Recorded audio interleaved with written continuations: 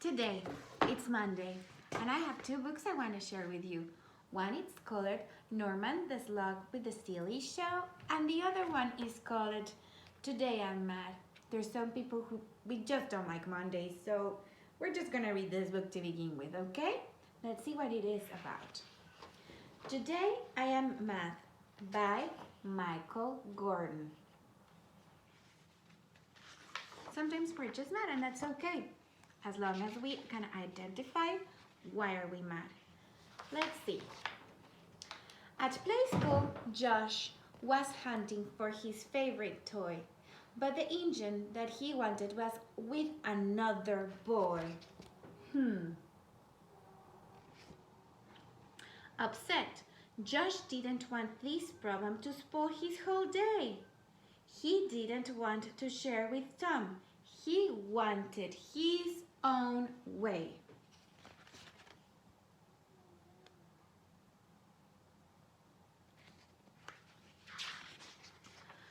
As Josh watched Tom play with the toy, he started to feel worse.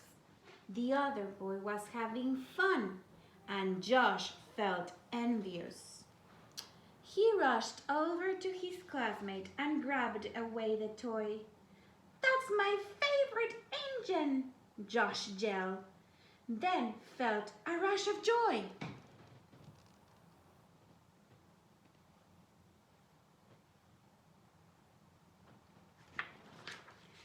But his joy turned to regret when he saw that Tom looked sad.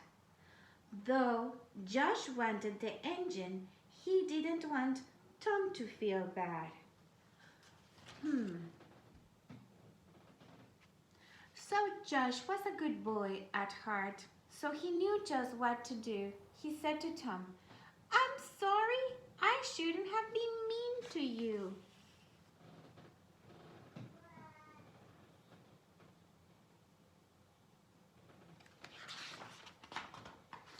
Tom smiled and forgave him.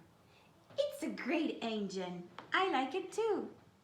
Josh nodded in agreement. "Maybe I can play it with you. What about that?" "I'd really like that," Tom said. "We can share. It will be fun." And Josh felt proud that he had said sorry. A new friendship has begun.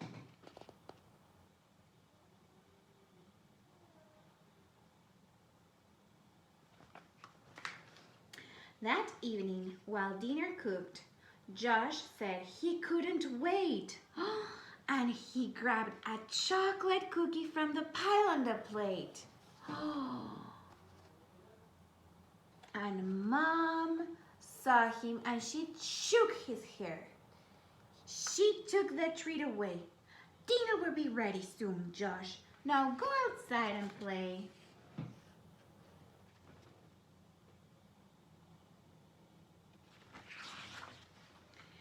Josh huffed and puffed in anger and stomped off the yard to the yard. He knew he had to calm himself, but sometimes that was very hard. He breathed deeply, in and out, in and out, just like Mama said he should, and he counted slowly 1 to 10. So he was like 1, 2, 3, 4, 5, 6, 7, 8, 9, 10. And then he realized he started to feel good.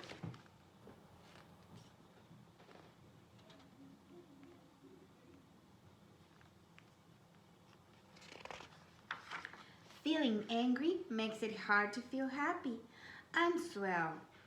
Josh kicked the ball around the yard, knowing he'd done well. And he learned to let go of the things that had him feeling mad. He had managed his emotions well, and he felt so proud and so glad. After that deep breathing and counting 1 to 10 and kicking the ball, boy, Josh felt much better. We all know how that helps, right?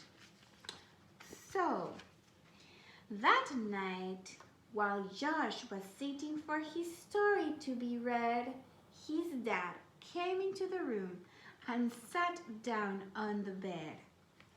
Dad smiled and hugged his son real tight as he began to say, "I'm so proud of how you managed your emotions today." See, that's why Dad is saying thumbs up. So proud of you. Very proud of Josh. Two classmates, wait a second, is this the next page? Yes. Two classmates were arguing at school the following day about which game would be the best for both of them to play. And George shouted, and then, in a huff, he stomped off out of the door. Jordan cried and threw the game, then slumped down to the floor. Oh.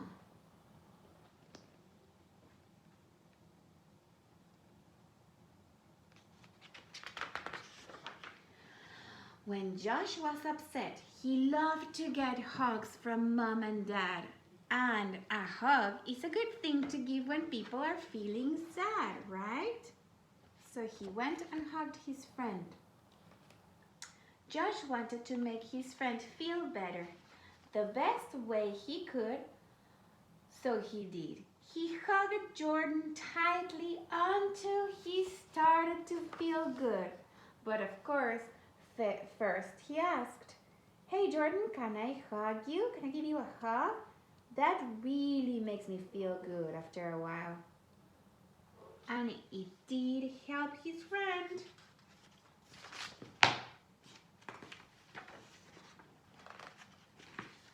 See, now he's hugging him and he helps his other friends too. The end. This is how it's okay to be mad, and there are ways for you not to be mad so much at the end. Well, now let me tell you something about the author of this book.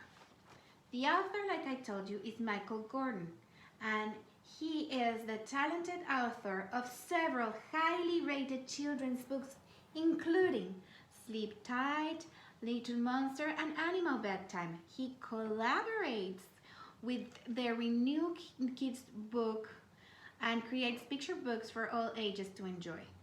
Well, Michael's goal is to create books that are engaging and funny. So if you see other books that Michael Gordon wrote, well, you know it's gonna be a very good one. The end. Thank you for the story. Gracias por la historia, Michael Gordon. This is a good book, especially for Monday when some people are just not feeling that happy.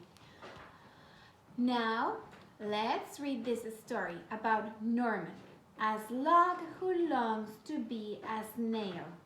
If only he could find a shell, and he tries a tennis ball, an apple, and even an alarm clock, but none of them feels quite right. Until the day that Norman happens upon a donut. Oh my gosh, and what could be better than that? Well, perhaps a shell covered in pink frosting is what he had hoped for, but let's see what Norman is gonna do now, okay? So Norman the Slug with the Silly Shell by Sue Hendra.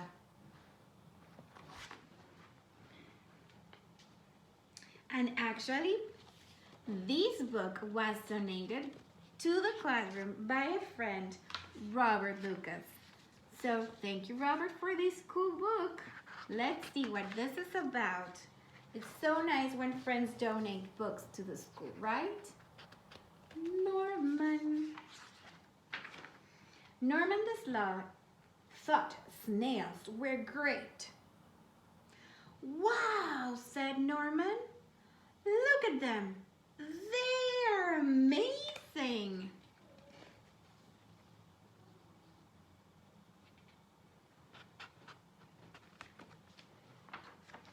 But unfortunately, the snails didn't think Norman was great.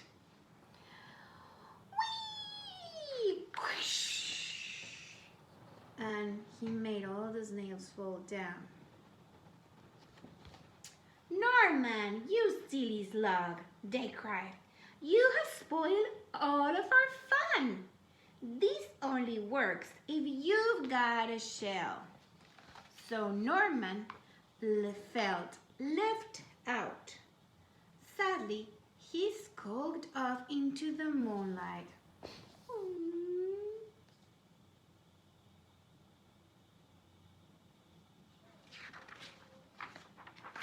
If only I had a shell of my own, he sighed, looking at his reflection. And that's when he had an idea. Maybe I could have a shell after all, he thought.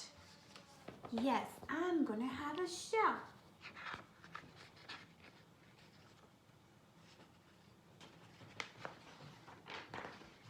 But finding a shell was not as easy as it seemed.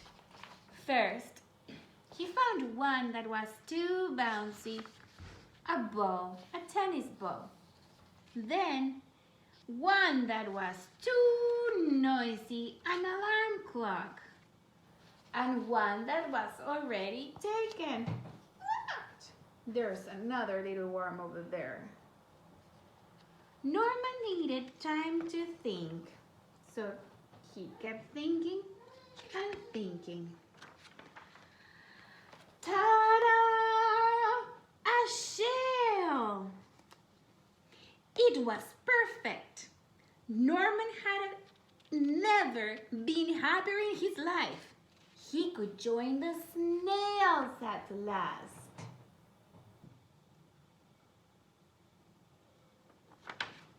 Norman loved being a snail.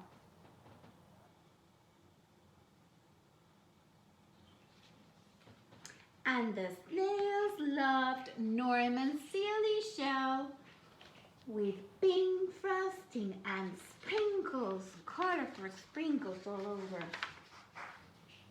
But then, the fun didn't last long. Suddenly, there was a loud flapping of wings. Look out! A bird! Cried the snails in panic.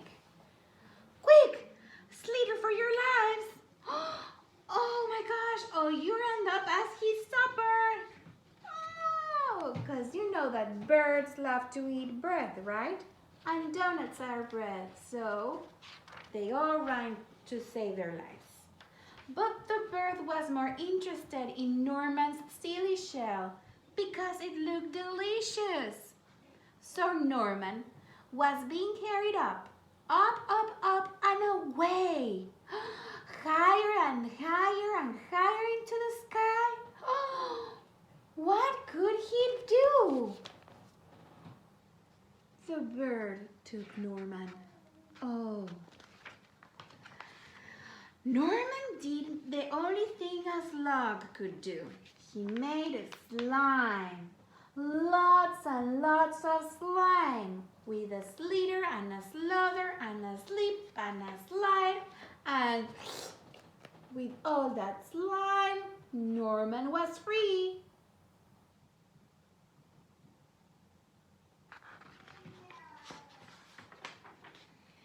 But he was falling faster and faster and faster until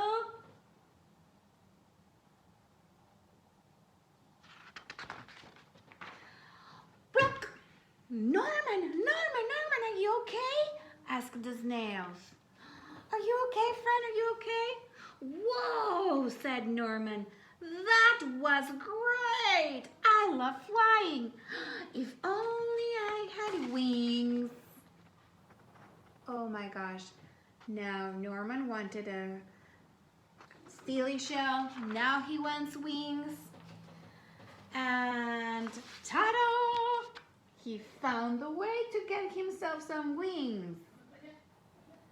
But what kind of wings are those?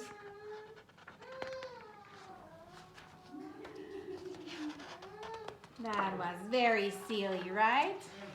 The end. This was a very fun book, right? About Norman finding different wings. Now let me go get my very last book. It's right here. And this is about something that we talked today during line time. Firefighters. This one was written by Norma Simon.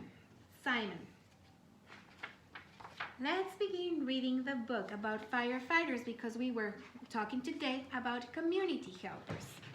Ready? When the fire bell rings, the firefighters stop whatever they're doing. Whatever it is, they slide down the fire pole, one after another one. And they pull on heavy pants, pull on heavy boots into their coats and with their hats, and up they go to their trucks. But look at these firefighters, they're doggies. So whatever they're doing, sleeping, eating, or playing, they go down the pole and wear their boots, their heavy jackets, and off they go into their fighter's car. And open the firehouse doors. Start the engines. They're off. Off they go.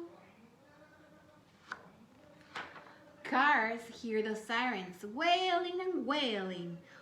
Pull to the slide. Pull to the side of the road and stop. Let the fire trucks roar by. The firefighters work hard. Fighting fires is their work.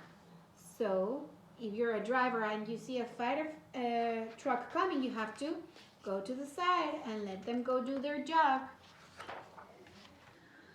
Turn on the hose. Whoosh, whoosh. Out shoots the water. Up goes the ladders. Up go the firefighters. Wishing the water to save the building. Because hopefully there is nobody in there. So the firefighters wear masks to help them breathe through the smoke, and they search upstairs and downstairs to get everyone out. It's good they're wearing those masks and they were able to help. After the firefighters put out the fire, with everyone safe and sound and warm, their hard work is done. So here comes the paramedics, the nurses and the doctors to help the people who were in the fire. You know how do we call those persons? The frontliners. They really help. Well, now time to look around, time to ask questions. How did this fire start to burn? Firefighters search all around the fire, poking and checking for answers to their questions. So they're not done after putting the fire away. They come back and they do an investigation to find out how did it start so it won't happen again. And they pack up their ladders and their tools, and up go the hoses into the trucks. They drive back very slowly. No sirens now because they're not in a rush. They're not in an emergency. They're just going back to the firefighter's house. And down the trucks come the tired firefighters. Pants and coats go up on the hooks, but stand in a straight row, just like we do in our cubbies, right? And hats sit on a long hat shelf. Everything back in its place. I love how everything is so tidy. It's time to rest. Firefighters eat in the firefighter house kitchen. And they even cook right there.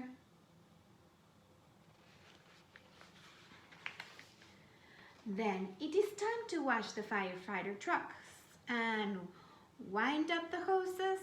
Time to clean the breathing masks and check every tank so that they make sure everything is ready to fight the next fire. And there are always firefighters in the firehouse. It doesn't matter, night or day, ready to go when the fire bell rings. They are ready to go and fight the fire. Open the firehouse doors, start the engines. They're on their way again after that call. Ring! So they're ready to go. They're off to fight another big fire again. They're always ready. The end. This was another nice story. Well, friends, I hope you enjoyed our stories today. And join us tomorrow for more story time. Bye-bye.